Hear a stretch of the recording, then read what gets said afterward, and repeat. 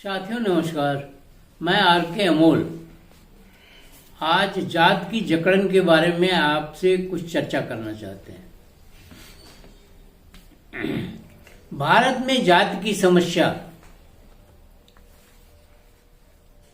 मूलतः एक सामाजिक समस्या है और ये भी आपको बताते चलें कि जात की जो समस्या भारत में है वो अन्य देशों में नहीं है,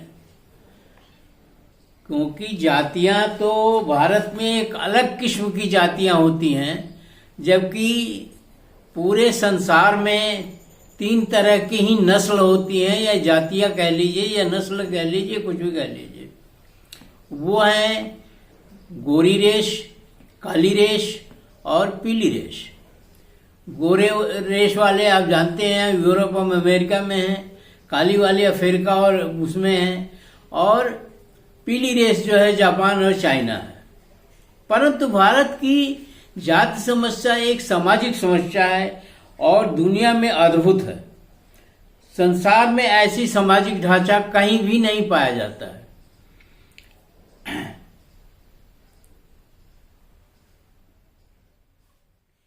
एक साथ रहते हुए, एक नाक नक्श के होते हुए, एक ही तरीके का जीवन यापन करते हुए, फिर भी जाति की समस्या इतनी है कि अगर एक जात की दूसरे जात में शादी नहीं होती है, अगर हो करने का प्रयास भी किया जाता है तो खून खराबा तक भी चला जाता है और जात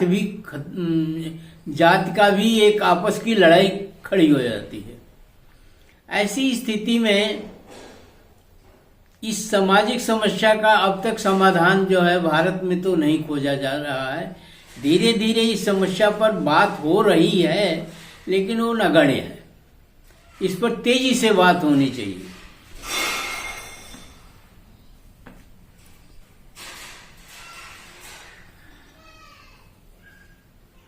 एक जात से दूसरी जात में शादी करने की पूर्णतः पाबंदी है। पहले बहुत ज्यादा थी, अब हल्की सी छूट जरूर मिली है, लेकिन उससे काम बनता नहीं है। वो तो अपवाद स्वरूप है।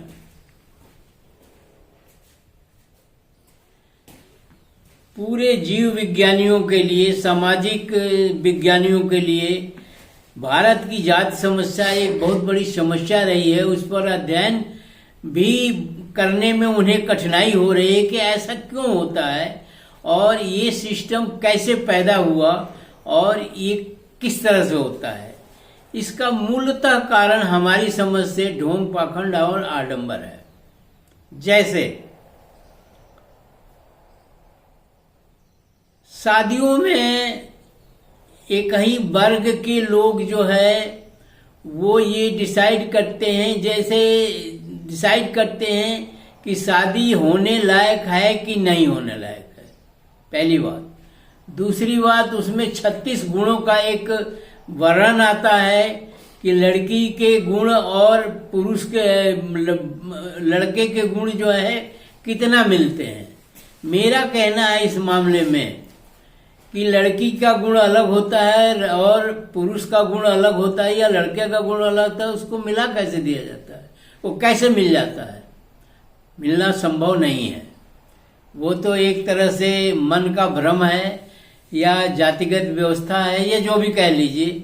मैं उसके बारे में बहुत टिप्पणी नहीं करना चाहता। एक चीज आपके दिमाग में डालना चाहता हूं कि जाति प्रथा निरर्थक है और जाति प्रथा का कोई संबंध किसी चीज से नहीं है।